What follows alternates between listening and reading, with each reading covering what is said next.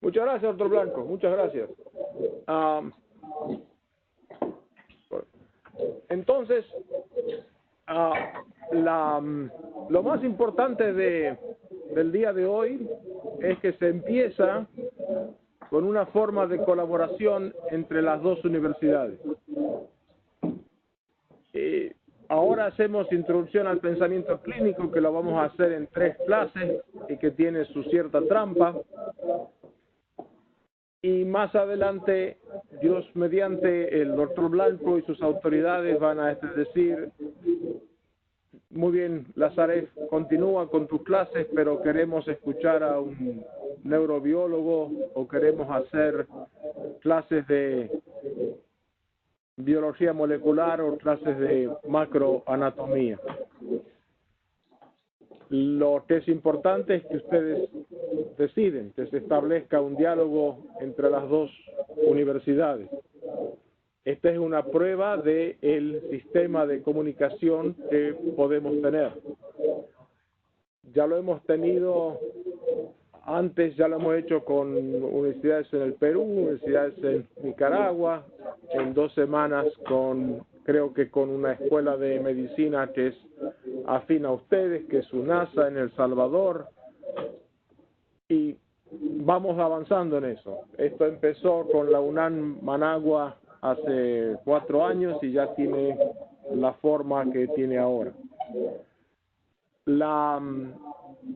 Y estas tartamudeos iniciales en la comunicación se van a ir mejorando. Sin más, entonces vamos al verdadero tema que nos interesa acá.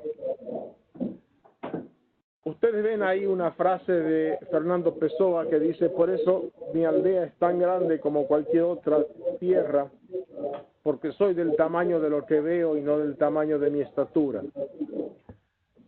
Una de las catástrofes, y esa es la palabra exacta, catástrofes, que tenemos en nuestros países de América Latina, es la escasísima cantidad de publicaciones médicas o en las revistas médicas que vienen de los países nuestros. Salvo los brasileños en Chagas, un poco los argentinos en Chagas, algunos colombianos en malaria, nadie escribe nada, ni las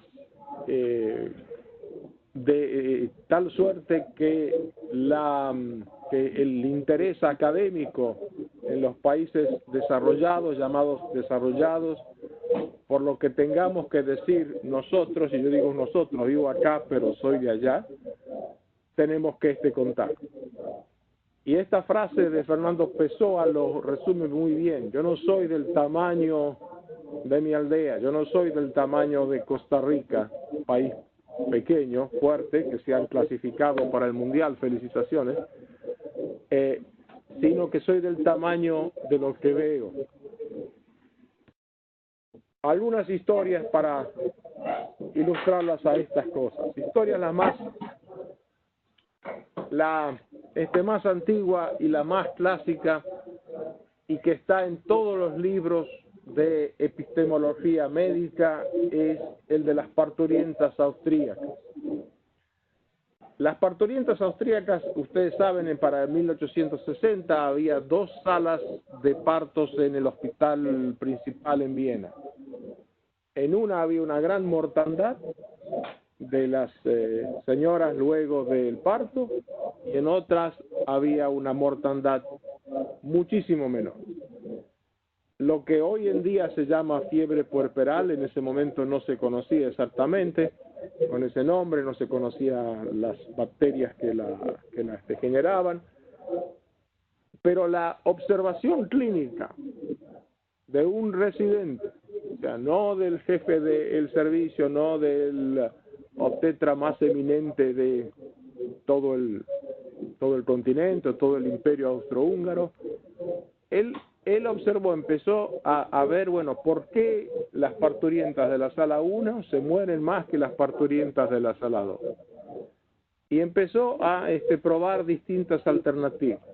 Y las alternativas parecían ridículas hoy en día.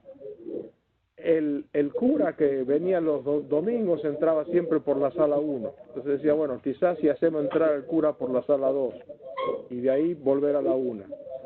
No hubo cambio.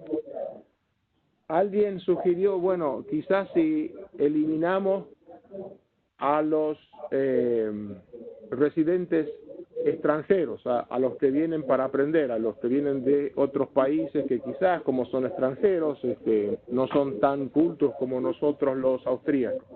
Muy bien, eliminamos a los residentes extranjeros que no examinen a las parturientas. La mortandad no cambió.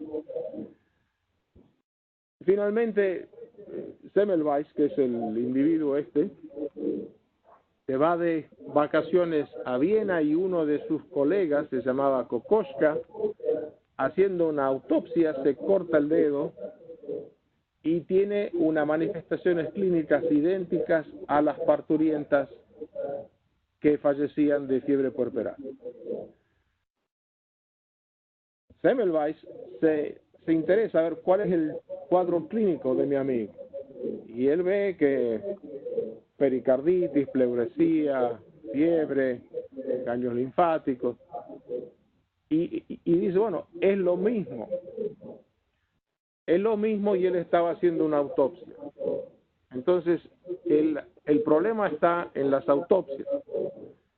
Y los médicos de la sala 1, antes de examinar, por norma hacían autopsias de las pacientes que habían fallecido. Como habían fallecido de esa enfermedad, continuaba. Mientras que la sala 2 era atendida casi siempre por comadronas, decimos, como por señoras expertas en parto. Y dijo, bueno, ahí está este problema. Después vino con lavarse las manos, con no lavarse las manos, en fin, es una historia larga que no la vamos a relatar ahora. Pero ya le digo, ese ejemplo de Semmelweis de 1860 es el más clásico, está en los libros de epistemología, de filosofía de la ciencia, como ejemplo de la observación clínica que lleva a un gran desarrollo en la medicina. Pero bueno, digamos, dicen ustedes, es del año 1860, eso es ahora, eso era distinto, y ahora que John Hopkins, que no sé qué cosa. En 1960 o 56 por ahí,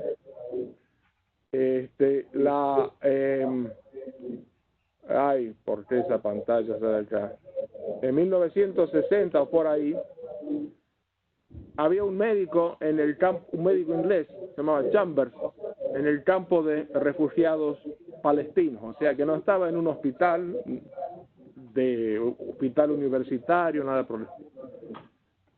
Y él vacunaba a los chicos contra el sarampión. Y como saben ustedes, la medicina dice que las enfermedades virales no se deben dar antibióticos. Él los vacunaba con el sarampión y tenía una gran mortandad en sus pacientes vacunados. Su colega palestino no se le moría ninguno. ¿Qué hacía el palestino? El palestino los vacunaba y les daba antibióticos. Pero él dice, ¿para qué le das antibiótico y cuando lo estás vacunando? Y el otro dice, no, como están desnutridos, la vacuna le baja las defensas y puede haber una infección aumentada. Eso cambió la manera en que se vacuna en países en vías de desarrollo y la manera en que se vacuna en los campos de refugiados. Ahorita mismo, ahí en Alepo o donde estén los refugiados ahora, se hace eso. Todo de la observación de un fulano que tenía 25, 27 años, o sea, casi de la edad de ustedes. Que otra vez, como dice Pessoa, no soy del tamaño de mi aldea, sino soy del tamaño de lo que veo. Pero hay que saber ver. En la UCLA, en la universidad donde yo estoy ahora, desde donde estamos estableciendo esta conexión aquí, cruzando la calle, porque yo estoy desde el lado de enfrente, en el Salón Lockheed acá, en el año 1981-82, dos de nuestros médicos que caminan por ahí todavía, ya están más viejitos, pero en ese momento tenían 35 años. Estaban comentando entre ellos que entre los dos habían visto 5 marineros que tenían enfermedad de Kaposi y Pneumocystis carini. Esa fue, entonces dijeron, qué cosa curiosa esto, ¿no? Es interesante, sí. ¿Por qué no lo reportamos? Y lo reportaron.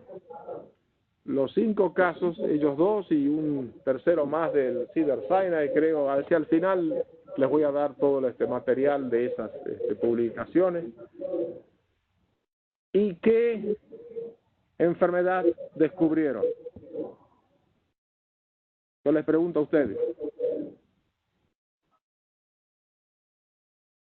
2 tipos que se encontraron y dijeron, mira, estoy encontrando unos marineros, todos varones, que tienen enfermedad de Kaposi, Pneumocystis carini, deficiencia inmunitaria.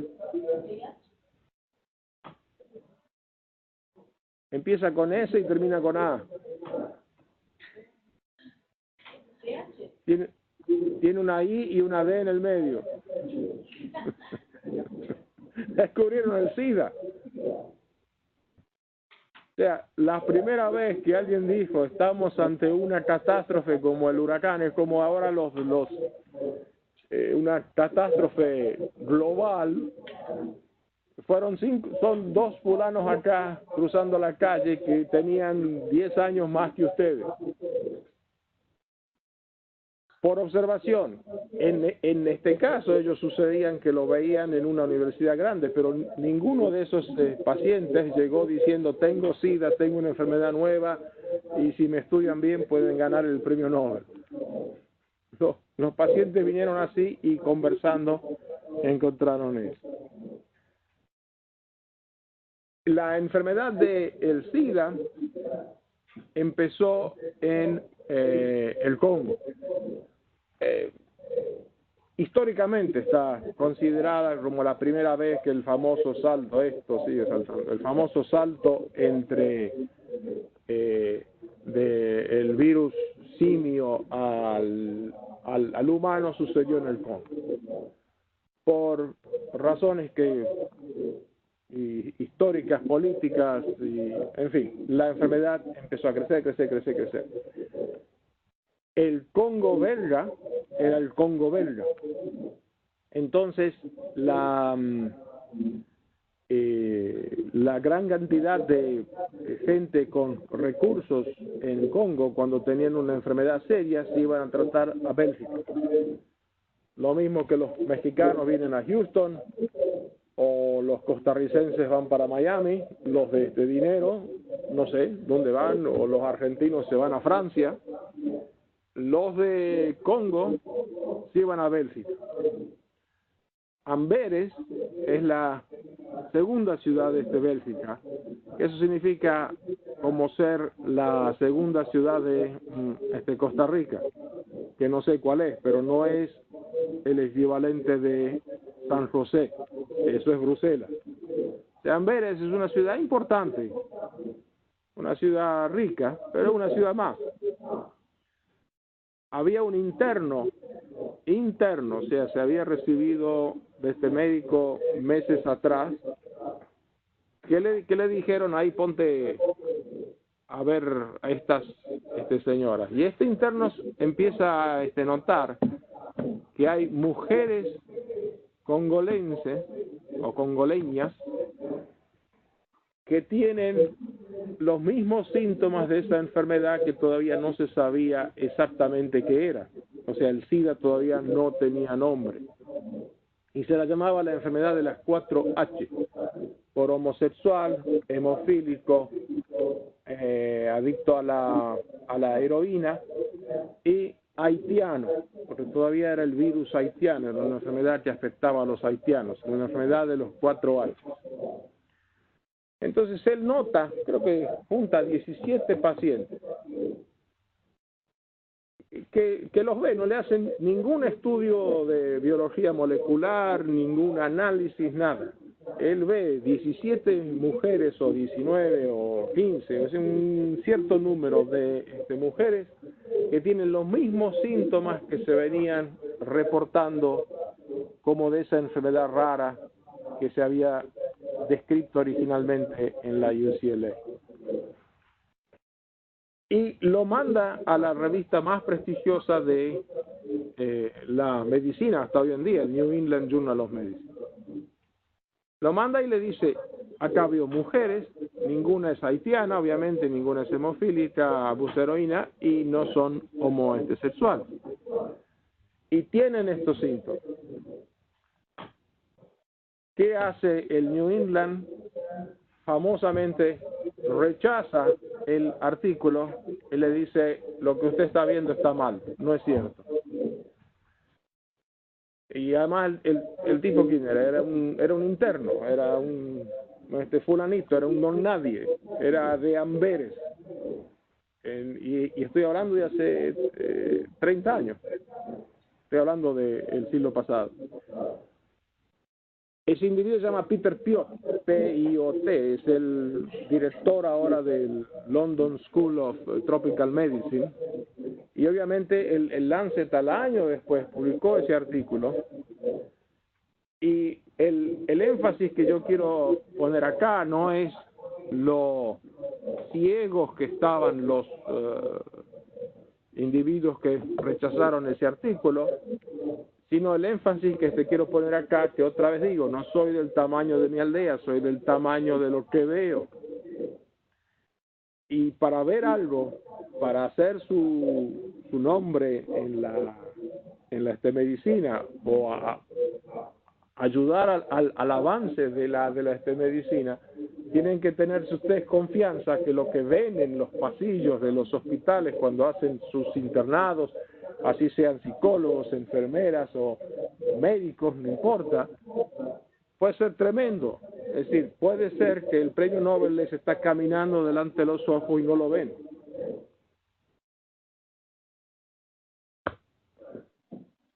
Hay un actor de televisión conocido que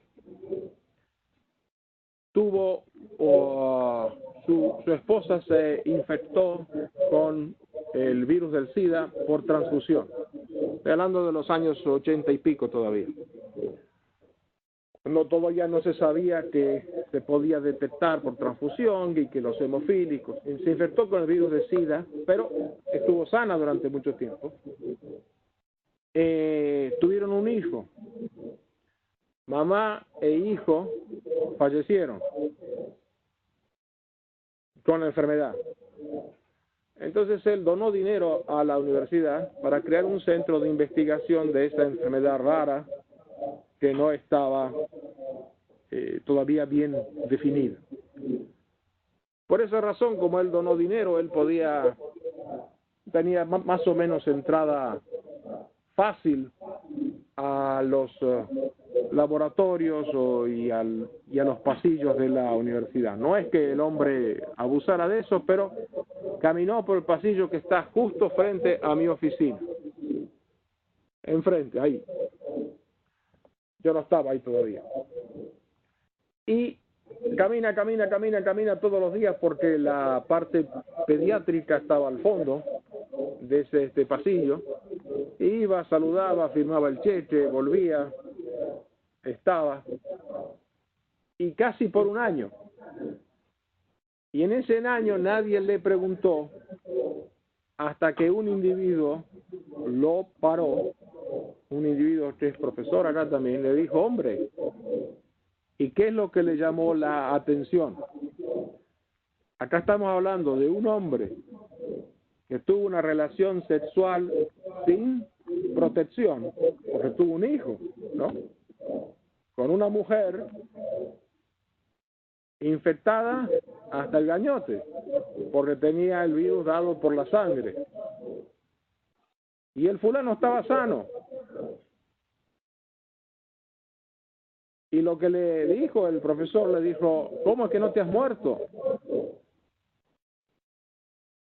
Ah, no sé. Bueno, entonces vente para acá y te empezaron a hacer análisis.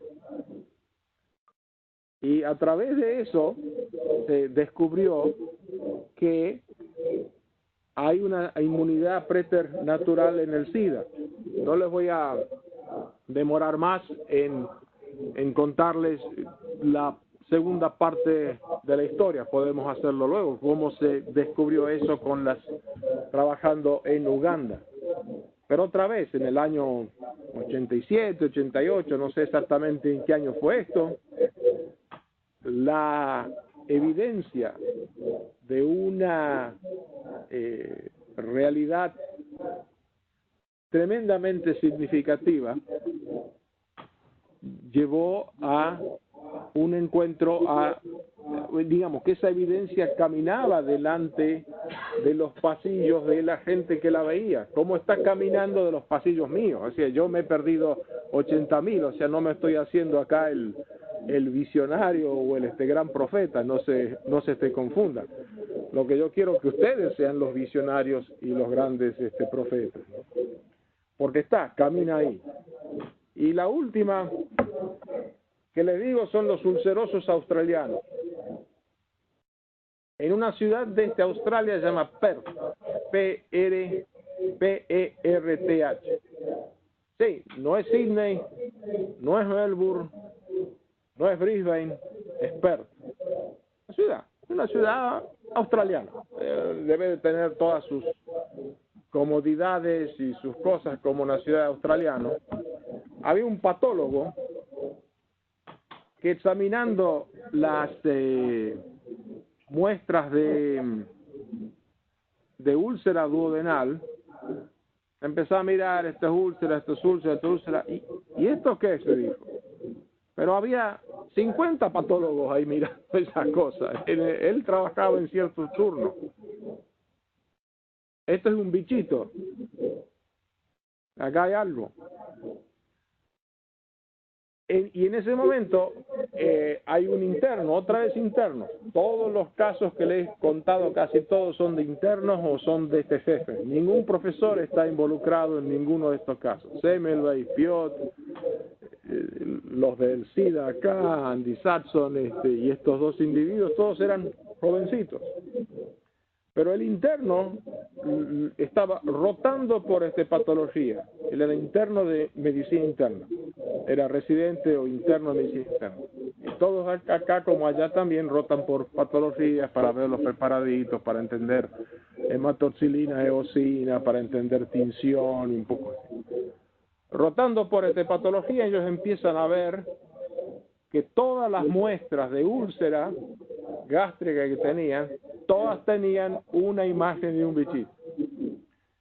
¿Qué decía la medicina en ese momento? Medicina que yo estudié, yo ya me había recibido.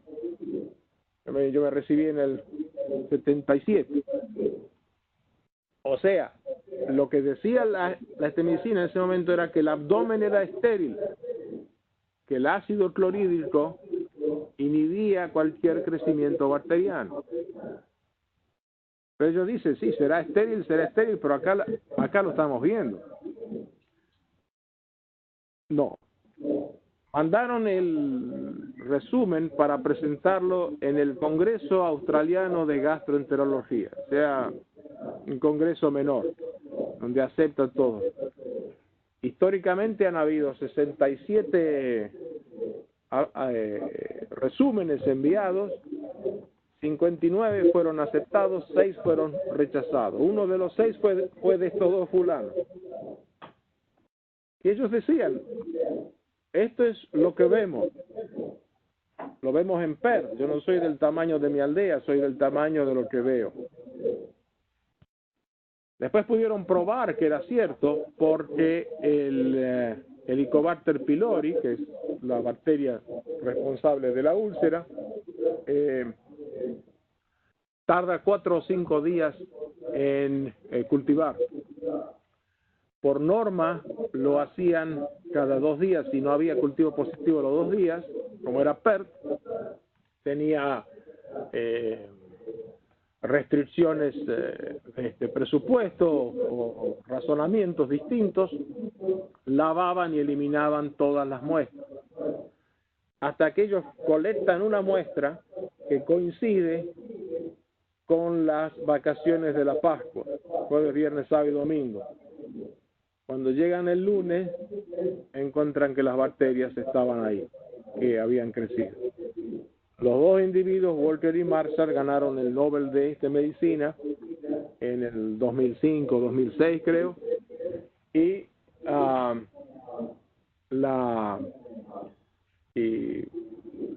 el tratamiento de la úlcera gástrica, ha cambiado drásticamente. El camino al Nobel no fue más que hematoxilina, eosina y ganas de ver, nada más. Ahí no hubo microscopía electrónica, no hubo concatenación de moléculas con nombres imposibles, ni nada. Yo no soy del tamaño de lo que veo, de mi aldea, soy del tamaño de lo que veo. Yo no soy del tamaño de Perth, que es una ciudad pequeña y era más pequeña todavía. Soy del tamaño de lo que veo. Y si yo lo que estoy viendo es el Helicobacter pylori en todos los pacientes que tienen úlcera, pues escúchenme. Y no los escucharon, les llevó un tiempo hasta que los escucharon. Y este es el espíritu de esta clase, no es solamente contar historias, sino ayudar a ustedes a hilvanar algunas formas de pensamiento clínico para lo que vean mañana, lo que vean al rato en sus clases, en sus caminando por ahí. Les voy a dar ejemplos míos, los estimule para que me inviten cuando les den el Nobel, me digan, Lazarev, acá te mandamos la invitación a Suecia, venite a vernos. Entonces, cuando uno dice argumento o hipótesis, los que hacen ciencia les gusta decir hipótesis, y los abogados dicen argumento, y los médicos y los psicólogos y las enfermeras dicen diagnóstico, es lo mismo. Es como yo te estoy queriendo contar una historia y te quiero convencer que la historia es cierta. Todos nosotros, tanto como los individuos mencionados antes, ¿no? O sea, Semmelweis, Piot y todas esas cosas, usamos argumentos o hipótesis para elaborar un diagnóstico, para iniciar una investigación científica de cualquier naturaleza, ¿no es cierto? Y los argumentos tienen 2 maneras de elaborarse, deductiva o inductiva. Se las explico ahora, o sea, tienen 2 maneras. Y eso creo que yo les mandé el PDF de estas diapositivas para que ustedes escriban ahí. Y en caso que no quedó claro con el apuro al principio, esta clase la vamos a subir a la red mañana. Y ustedes tienen, y les paso el enlace, y ustedes la tienen y la bajan y la ponen y la usan como les convenga. Entonces decía que los argumentos tienen 2 maneras de elaborarse, que es la manera deductiva y la manera inductiva. No hay 3 maneras, hay 2. El razonamiento deductivo es el proceso descendente que pasa de lo general a lo particular. Y el proceso inductivo es el proceso ascendente que pasa de lo particular a lo general. Como ustedes ven, todos los casos que yo les he dado hasta ahora, Semmelweis, las señoras congolesas, los ulcerosos australianos, todos esos son casos inductivos. porque yo veo un caso pylori en la úlcera, después veo 2, después veo 3, después veo 5, después veo 50 y digo, bueno, todos van a tener. Una vez que establecemos el conocimiento de manera inductiva, en la manera deductiva, nos dice hoy en día, en el 2017, si el paciente viene con úlcera, bueno, probablemente tenga una infección con Helicobacter pylori. O sea, pero todo el comienzo de la investigación o del razonamiento clínico es inductivo. Ustedes ven una llaga, ustedes ven una infección, ustedes ven a alguien que pierde el conocimiento. Primero, y es algo que no cuaja dentro de lo que se conoce, hacen un proceso inductivo. Interesantemente, este razonamiento dual tiene representación cerebral. No me voy a extender mucho, ahí tienen la referencia de ese paper, de ese trabajo, de ese artículo, pero como ven ustedes en las dos imágenes con la resonancia magnética funcional, la activación de las zonas cerebrales son distintas cuando son de manera inductiva y cuando son de manera deductiva, confirmando que los dos sistemas están engranados biológica y anatómicamente, que estamos predispuestos a esa forma de razonamiento. Hacemos un constante balance entre el deductivo y el inductivo.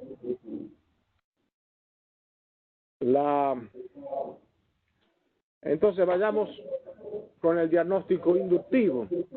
Es, como dijimos, observación de casos particulares, organización de casos particulares. Acuérdense de los Helicobacter pylori o de los 5 marineros con las enfermedades. Búsqueda y predicción de patrones. Los de la UCLA se preguntaron primero, ¿será una enfermedad de los marineros esto? ¿Cuál es el patrón? Bueno, no, es un poco estúpida esa idea, capaz que no son los marineros. Pero Semmelweis se preguntó, sí, pero toda la gente sale después de una autopsia. Se estableció un patrón. Hace una conjetura. ¿Será que en la autopsia pasa algo? Acuérdense, esto todavía no había, Pasteur no había descubierto la teoría de los microbios. O sea, Semmelweis no sabía que había microbios o bacterias. Entonces digo, bueno, lavémonos las manos. A ver, podía haber dicho, cambiémonos la ropa. Bueno, en un golazo dijo, lavémonos las manos. Y ese fue el origen por el cual ustedes y yo todavía nos lavamos las manos todas las veces que vamos a ver a un paciente, sea parturienta o no parturienta. Hay una generalización de las conjeturas. Mira, pienso que el Helicobacter pylori es realmente responsable de la úlcera. Mira, pienso que las mujeres sí contraen la enfermedad de las 4H. Y después existe una justificación de conjeturas para el caso general. El primer paso que ustedes empiezan, cuando ven a los pacientes, observan los casos particulares, hacen el reporte de un caso, hacen una conjetura. Después se juntan con 20 otros casos de otros autores y terminan con la justificación de las conjeturas. El padre del diagnóstico inductivo es un filósofo inglés, David Hume, que no era médico, que no es conocido por la medicina, pero él decía que el diagnóstico inductivo es por contigüidad o por enumeración. Acuérdense de los ejemplos que les he dado clínicamente y van a ver, percibimos que A precede a B, podemos concluir que A causa B. El Helicobacter pylori es un ejemplo. Las parturientas examinadas después de la autopsia, Helicobacter pylori en la úlcera, 4H en las mujeres. O sea, si tenemos la enfermedad y vienen del Congo, no importa que sean mujeres. Por enumeración, si cada instancia específica de algún fenómeno que se examina muestra una cierta característica, podemos esperar que cualquier caso de ese tipo que examinemos en el futuro mostrará esa característica. Ahí está claro, más claro, no se puede decir. Pero hay dos peligros del diagnóstico por inducción, peligros que lo pueden hacer ustedes mañana, que lo pueden hacer sus profesores pasado mañana y que lo hicieron todos los individuos que rechazaron los artículos escritos por los... la evidencia para apoyar o rebatir el diagnóstico no es contundente y vamos confirmando o rechazando el argumento, como ahí pongo ese ejemplo clínico. En el caso nuestro, por ejemplo, en el caso de Semmelweis y las parturientas, no se sabía bien qué se estaba lavando. En el caso de los marineros, es decir, uno podía contraarguir y decir, bueno, son 5 nomás, que por ahí todos fueron para Malasia y contrajeron algún virus en Malasia. O quizás la comida del barco, iban todos en el mismo barco, parece que eran todos de la misma unidad de la flota. Y la confirmación de la suposición es la trampa del método. La inducción por generalización, si vemos que un porcentaje de personas presenta tal o cual enfermedad, podemos inducir que el mismo porcentaje de la población lo tendrá. Y acá está lo crucial. Y vamos al caso del SIDA. Los que se descubrieron acá en la UCLA fueron 5 casos. Pero ¿qué hicieron nuestros colegas? Los publicaron. Y admitieron que no tenían ni idea, casi con esas palabras, no tenemos ni idea de lo que es esto, pero se lo estamos contando. Cuando ellos publican su artículo, y como dije, se los voy a bajar en PDF y al final del curso se lo paso para los que tengan la curiosidad. Cuando ellos publican esto, los del Jackson Memorial dicen, nosotros vimos 60. Los de Nueva York dicen, nosotros vimos 40. Y San Francisco dice, nosotros vimos como 80. Claro. ¿Quiénes son los primeros tipos que van a la historia como los que descubrieron y definieron el SIDA? Fueron los fulanos acá cruzando la calle que vieron 5. Lo que pasa, tuvieron valor de contarlo y de decir, esto es nuevo, esto nos llama la atención. O sea, no está en el número, está en la originalidad, pero en el momento en que empieza a saltar gente inspirados por los 5 marineros, tenemos que el diagnóstico por inducción, hacemos una inducción por generalización. De los 5 que empezaron acá, terminamos con los millones que están afectados por el SIDA. ¿Cuáles son las falacias de la inducción? Falacias son fallas en el razonamiento. Estamos cortos en tiempo, o sea que ustedes los pueden leer ahí y sacan a colación su propia comparación y analogía con los casos que le he contado, ¿no? Piensen en los editores del New England que rechazaron el artículo de Peter Fiot, estaban satisfechos con la conclusión. Sabemos que las mujeres no se afectan, entonces está mal. Nos hemos olvidado que nuestra experiencia es limitada, no le preguntamos al colega qué piensa. Todos estos individuos que le estuve contando, todos trabajaban en grupo, no era un solo fulano.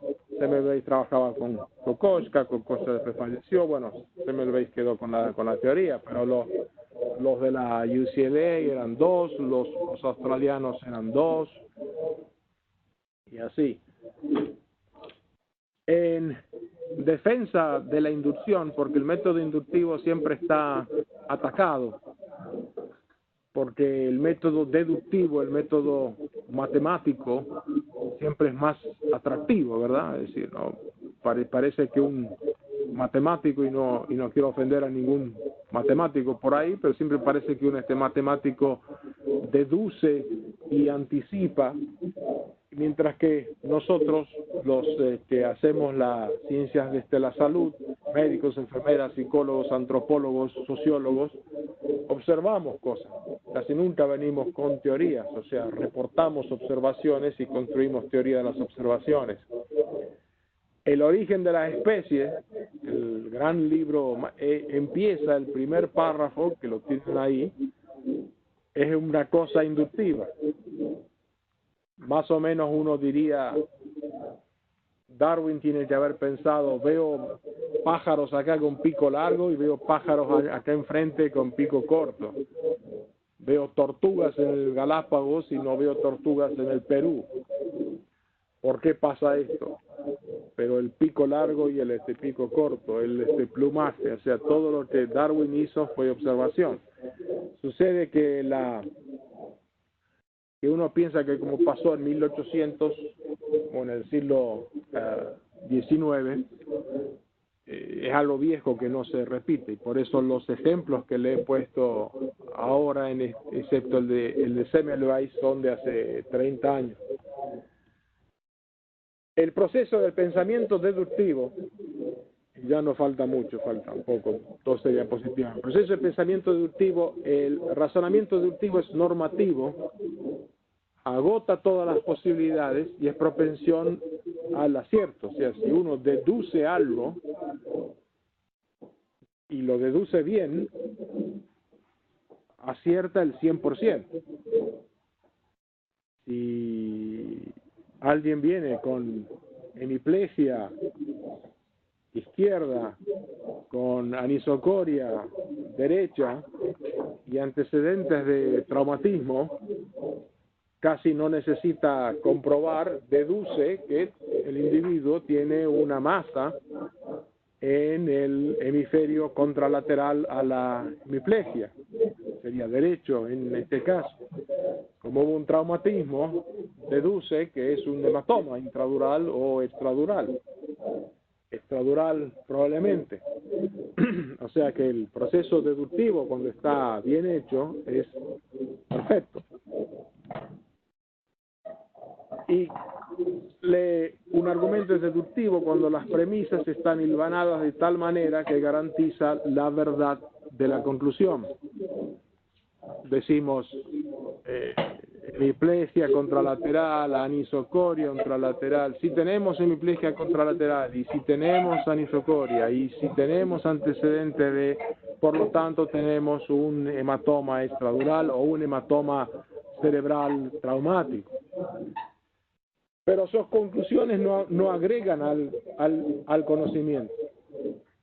Ninguno de los individuos cuyas historias trabajamos hace rato hicieron tratamiento deductivo.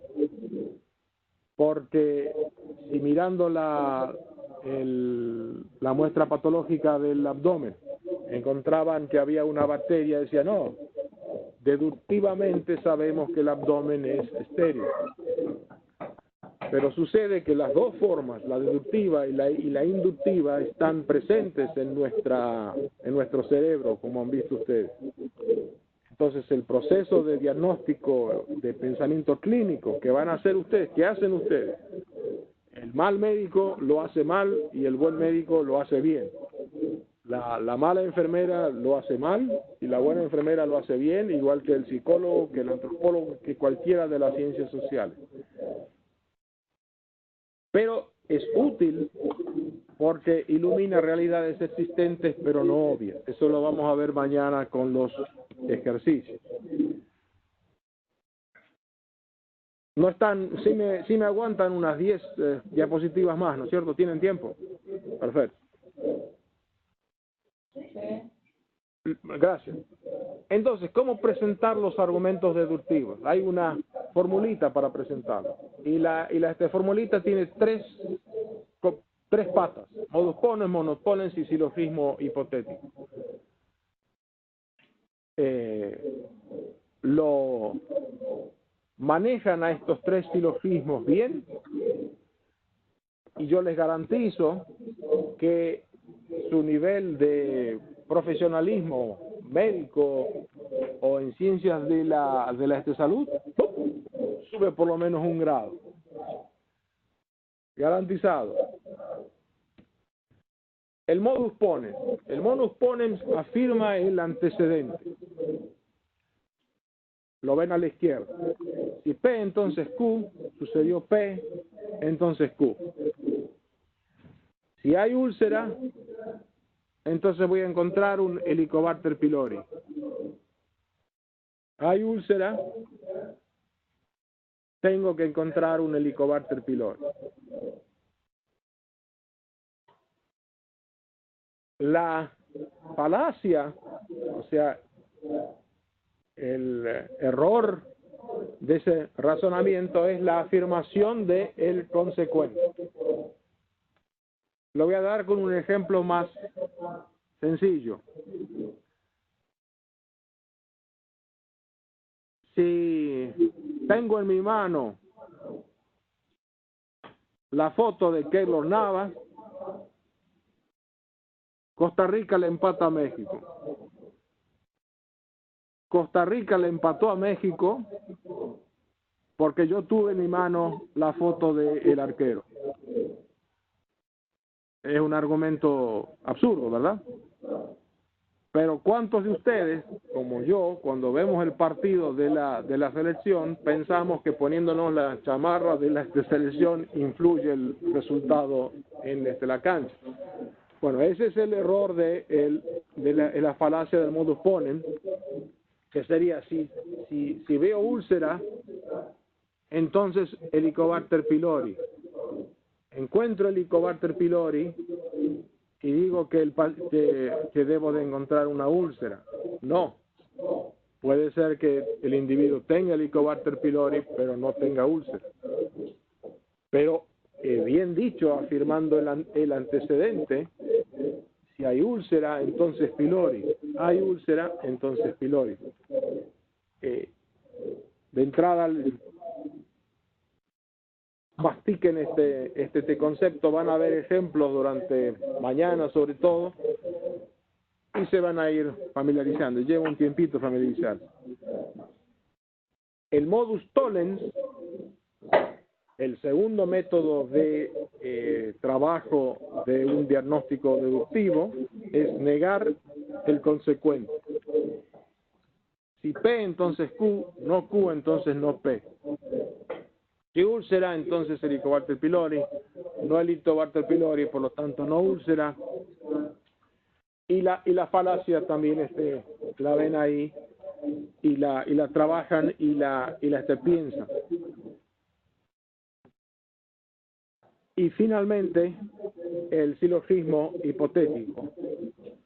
Si lo tienen ahí escrito a la derecha, si P, entonces Q, si Q, entonces R, si P, entonces R.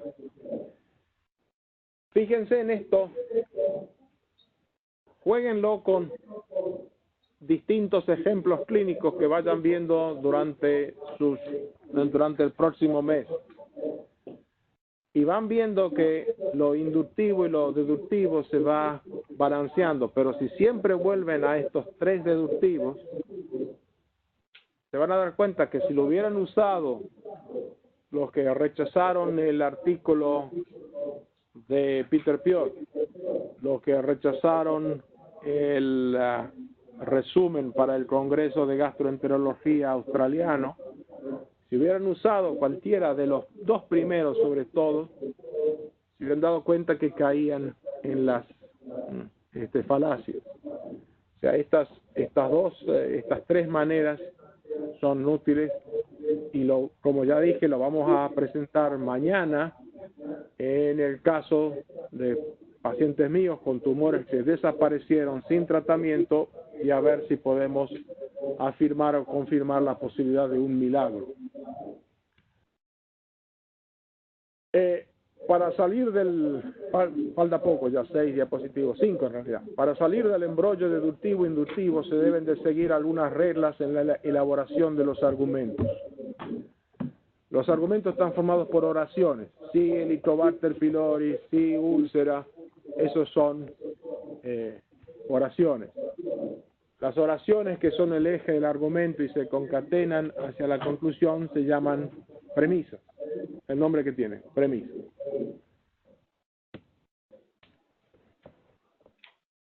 Esto lo salto en homenaje al tiempo. Las condiciones sine qua non de las premisas tienen que ser aceptables, relevantes y adecuadas. Van a ver que esto es importante mañana cuando hablemos sobre el supuesto, cómo analizamos el caso de un milagro. Las premisas aceptables, para saber si una respuesta es aceptable, hay dos alternativas. Si la premisa es parte del canon, uno la acepta sin más ni más. Pero fíjense que el canon decía que las mujeres no se contraían la enfermedad de 4H. El canon decía que el estómago es estéril.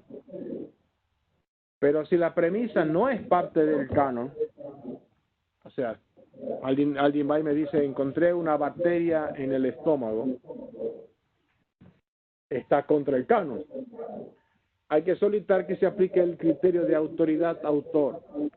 ¿Quién dice que es así? Y el autoridad no es el profesor titular de la cátedra de gastroenterología, o no necesariamente, sí, es la autoridad. Pero si el fulano que lo dice es el que lo vio, y el que lo muestra, te dice, mira, acá tienes, mira, acá tengo 18 fotos de 18 pacientes distintos, bueno, pues sí, ahí está. Y la experiencia personal del investigador o directamente una prueba fehaciente. Idealmente, una premisa es aceptable cuando es parte del canon, está en el libro de texto de medicina interna o en el libro de texto de pediatría o de la especialidad que sea. Pero si no es parte del canon, entonces se solicita que, ¿por qué me lo estás diciendo? Y como ven ahí, parte del canon está con letra chiquita y con letra más grande está que la premisa es aceptable cuando existe una prueba fehaciente y de la autoridad.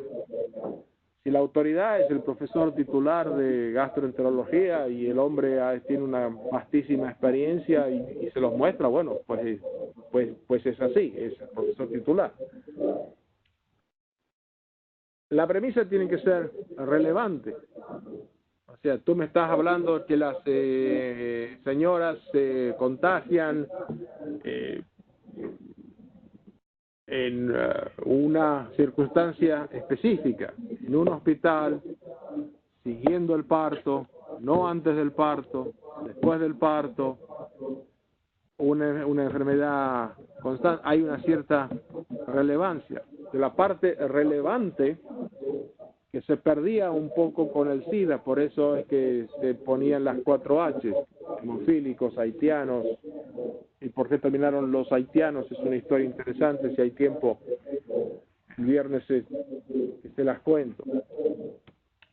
Y después tienen que ser adecuadas, y adecuadas está dejado ahí en blanco, porque solamente dentro de 10, 15 años, cuando ustedes ya se hayan recibido y hayan tenido cierta experiencia en la bolsa, Dios mediante van a volver a esta diapositiva y cada uno va a ver cuando una premisa es adecuada, basada en su propia experiencia clínica. O sea, antes de ir a esta parte final que no la tienen en su PDF, en pequeño resumen, la historia de la especialidad o de la carrera de ustedes les camina delante de los ojos todos los días. el libro de la psicología, de la enfermería, de la medicina, de la fisiopatología no está cerrado, está abierto, se sigue escribiendo.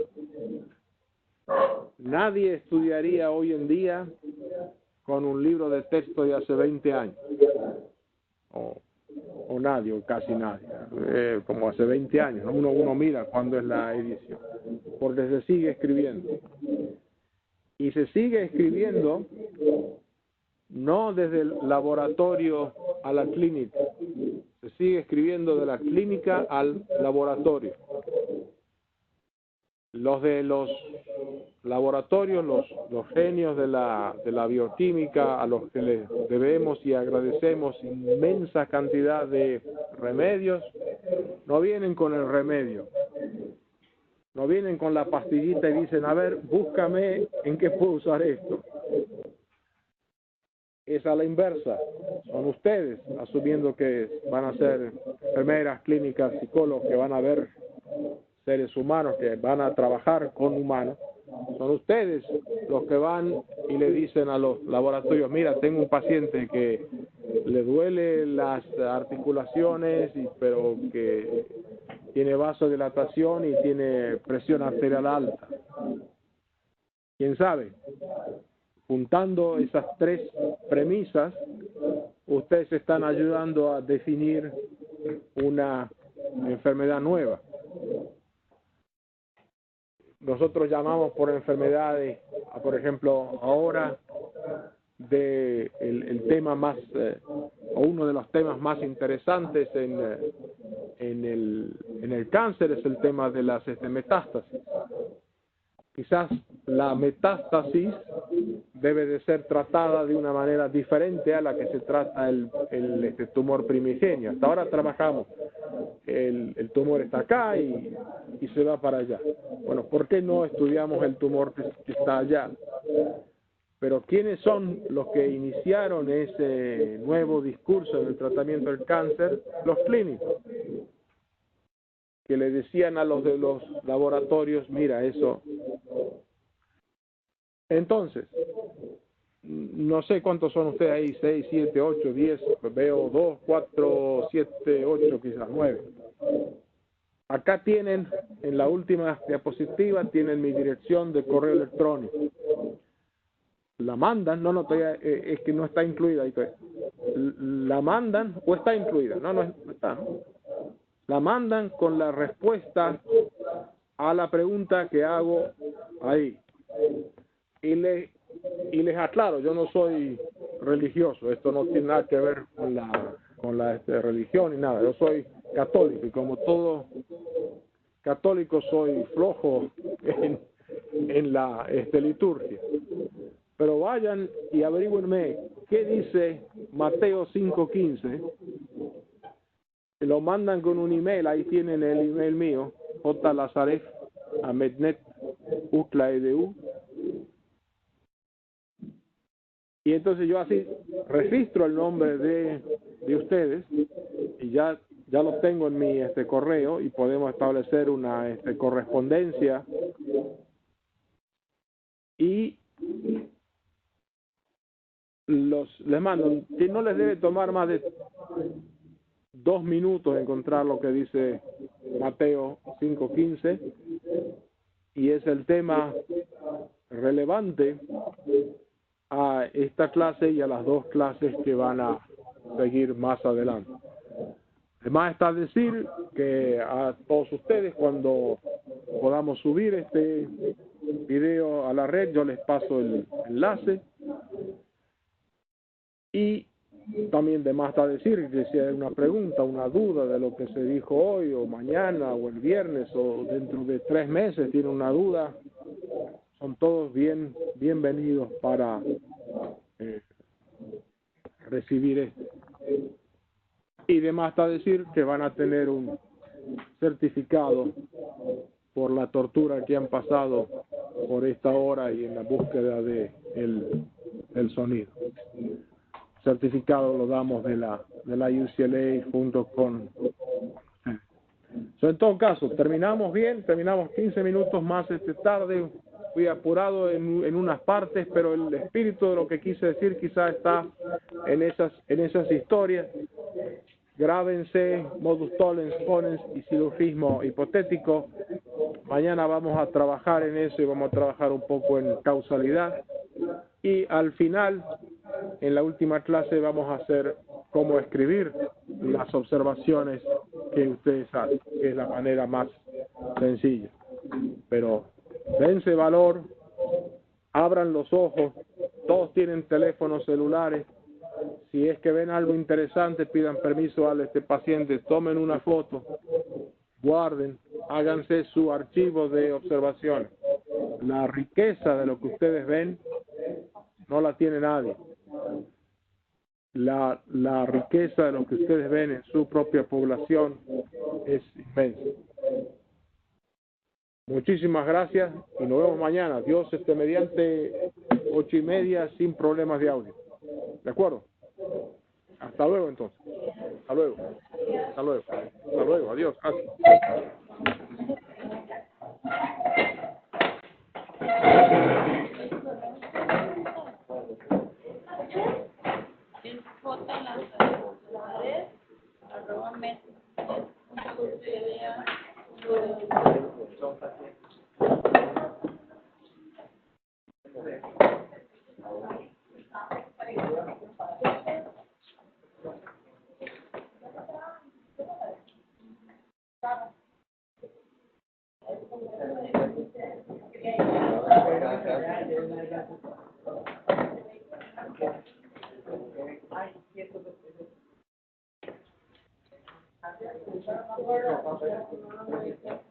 Vamos aquí.